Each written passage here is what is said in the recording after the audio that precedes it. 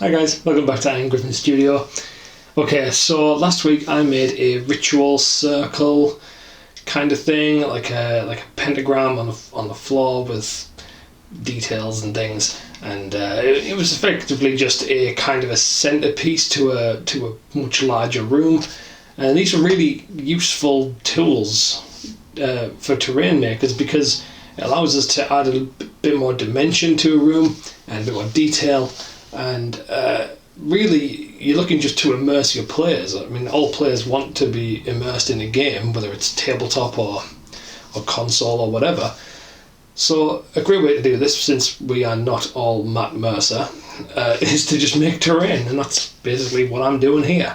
So, yeah, what I wanted to do is add a bit of some circles, some hexagons, some other shapes to an otherwise very linear kind of dungeon layout that most people tend to use. And sometimes it's unavoidable to have such a linear layout with the grid squares, but there's a few things we can do. And I made a ritual circle last week, but it was never meant to be just a single piece of terrain.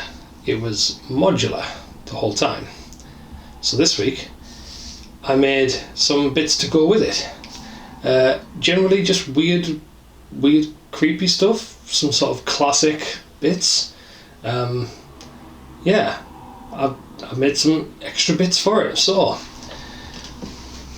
let's get down to it, shall we? Alright, so let's do a classic, Sword in the Stone.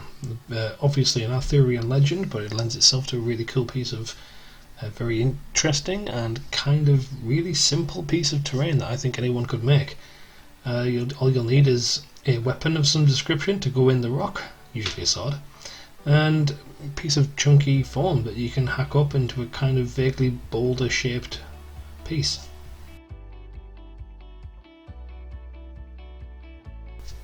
And once you've got your foam to the desired size for your minis, then you can just start texturing it with an aluminium ball.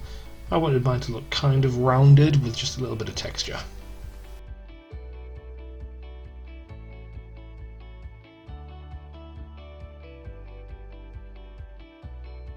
And next up is the undercoat. I'm going to use black paint and Mod Podge as I do every single time.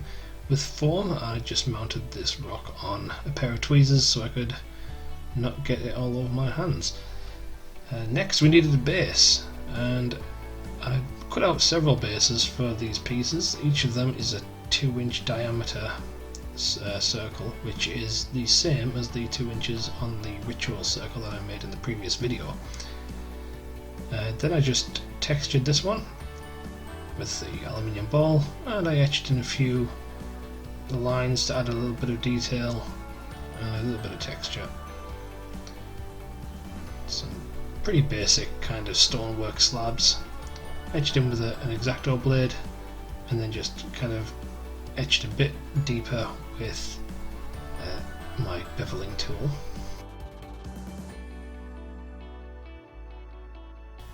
And then that piece gets the same Mod Podge black paint treatment.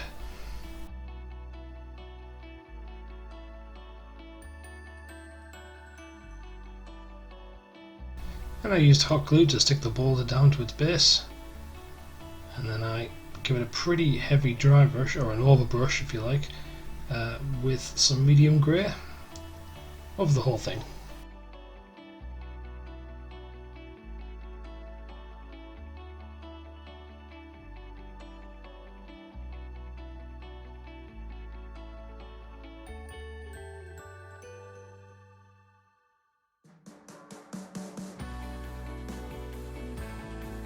And once that was absolutely dry, I went over it with a wash. That's just my black brown wash that I use for pretty much all my terrain, and it went on pretty thick over everything.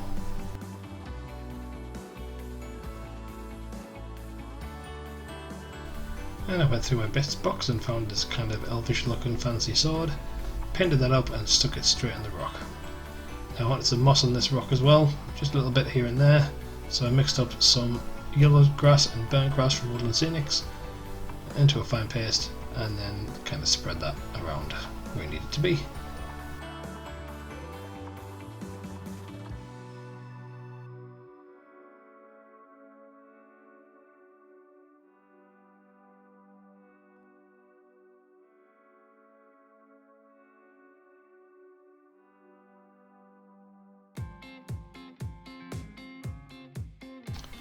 As far as terrain goes, this was simple, effective, quick and cheap, and a few candles added as well for details. Now we're going to go on to the crystal. So this is a mold I found on eBay, and I wanted to give it a go. It's just a silicone mold, and apparently it gives a really cool crystal shape. So I mixed up some 2-part epoxy water clear resin and tested this thing out. I added a very small amount of paint to another cup, which I would slowly introduce to the 2-part mixture.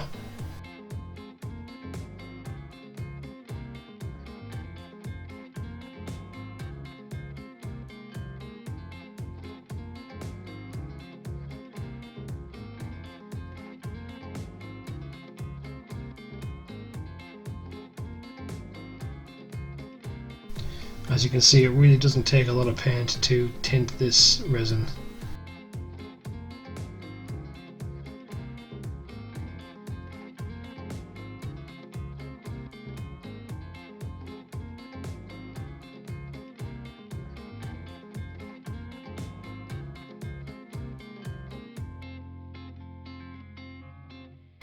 After carefully pouring it so that I didn't get resin everywhere, I just tapped it against the mat and hopefully some bubbles kind of came out. And then after it was cured, just kind of peeled it out of the mold. I wasn't too keen on the colour at this point.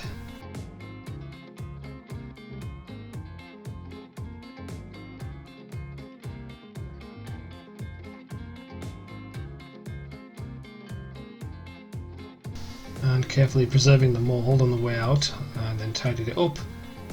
And I wasn't too keen on the colour, so I went with a purple instead, so I wanted an amethyst. I thought this whole thing could just fit on that one base, so I'll texture the base. I'm going to add a whole bunch of earth texture paste from Vallejo.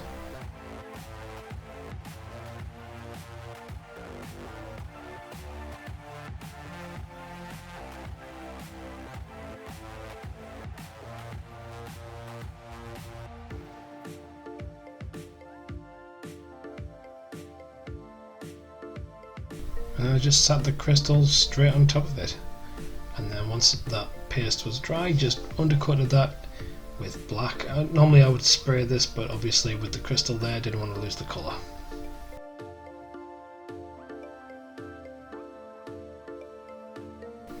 Then a quick dry brush with some medium grey.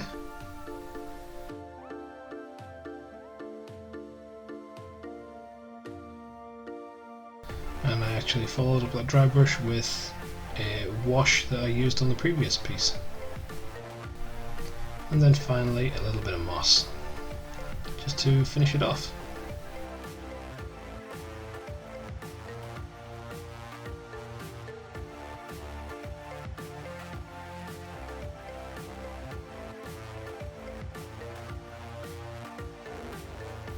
Now for this next piece I will need some modelling putty, so I'm going to use Kneadertite or green stuff, and the idea is that you work these 2 parts together. This is a yellow and a blue part and it creates green, and it's a really useful modelling putty. It's good to have some water on standby so that it doesn't stick to your fingers. I found a ping pong ball and I went to work. I created this kind of weird umbilical style optic nerve thing on the back of this ball. Is there a back of a ball? I don't know. But on the ball, and I'm trying to create a kind of an eye texture. Now, I mounted this little pin on the bottom. Hopefully that will stand it on its base, which is just a normal foam disc from before. And I just etched some symbols in around the side and undercoated it with Mod Podge and black paint. The idea is it would sit in like this. Now, after a quick paint job, yeah, it's an eyeball in blood. There's a lot of blood for the blood god in that bottom base there, and after giving it a coat of gloss Mod Podge to make it kind of shiny and wet looking, I also painted the support a black colour to kind of make it more like negative space.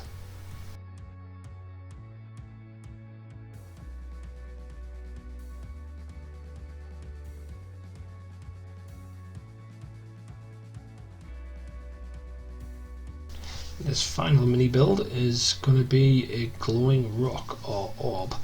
Now I wanted to use a tea light for this. I got some of these green tea lights ages ago and I'm determined to get some mileage out of them, so I cut out a few foam rings to sit the tea light in. It's worth noting that this tea light kind of screws apart in the middle, and that's how you access the batteries if you want to change them. So I would have to kind of build the foam rings around the housing of the tea light so that it could still be opened easily and still be used and switched on easily.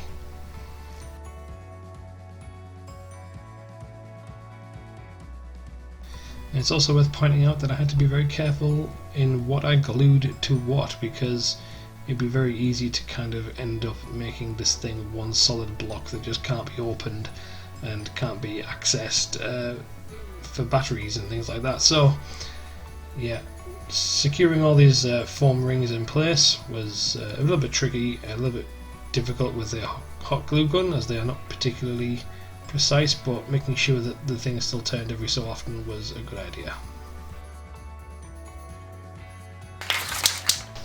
I covered the bulb part of the lid in some sellotape and just sprayed it black, and then I added some kind of stone slab textures and various brick lines and things in the housing, and then I textured that with an aluminium ball.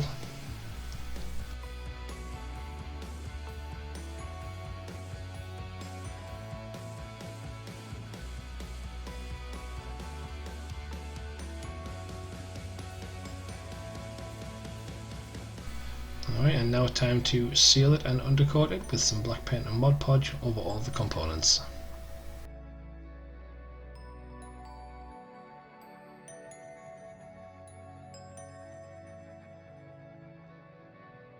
Now honestly, I'm not entirely sure what this little ball thing is. I think it may have been out of some sort of roll-on type implement that you would roll on detergent with or something. Either way, I cut a hole in it so that it was big enough for the bulb, and it should sit on nice and snug. But I wanted to glue that in place with some hot glue, checking that the light still works.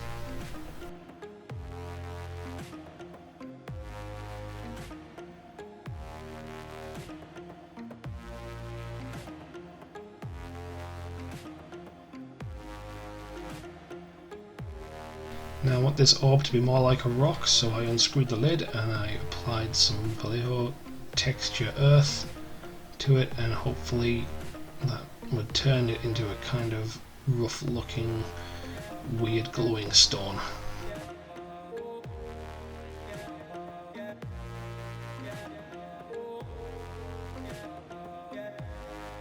And once fully covered in the texture paste, I took a silicone sculpting tool and started kind of writing in or etching in weird random lines.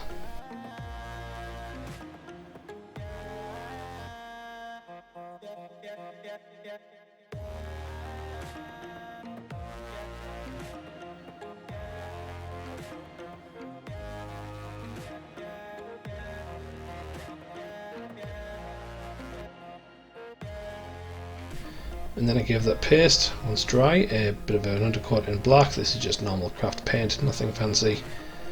And did my best to make sure that I didn't get it in the lines that I'd etched out.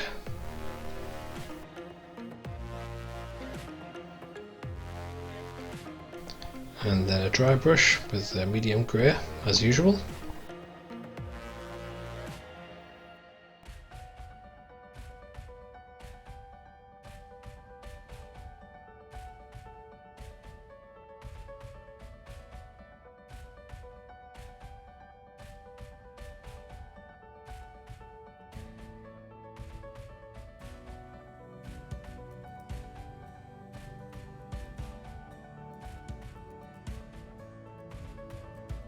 And then I hit the whole thing with the wash. You know the drill.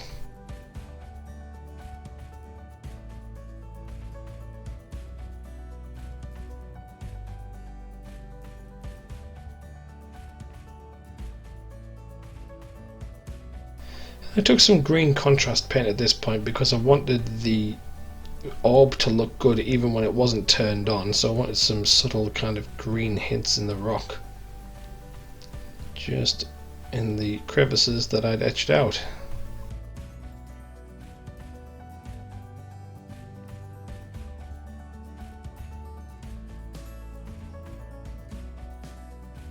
And of course I added some moss just to break up that grey texture of the stone. And there it is, looks pretty sweet. If you can think of some interesting name for this thing, this mysterious orb, then feel free to let me know in the comments below.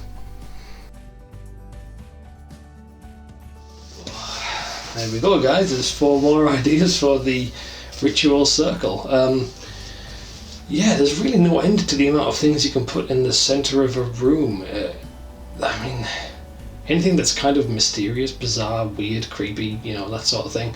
You can feasibly put that in the middle of a room and it would look cool, and it would add immersion and intrigue to the game and some visual interest to the layout.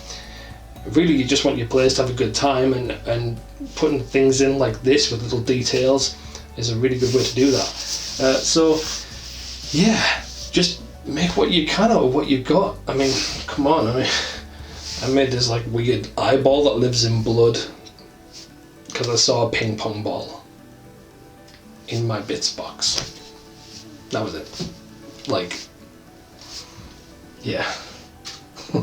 What am I doing? Anyway, so that's it for this video.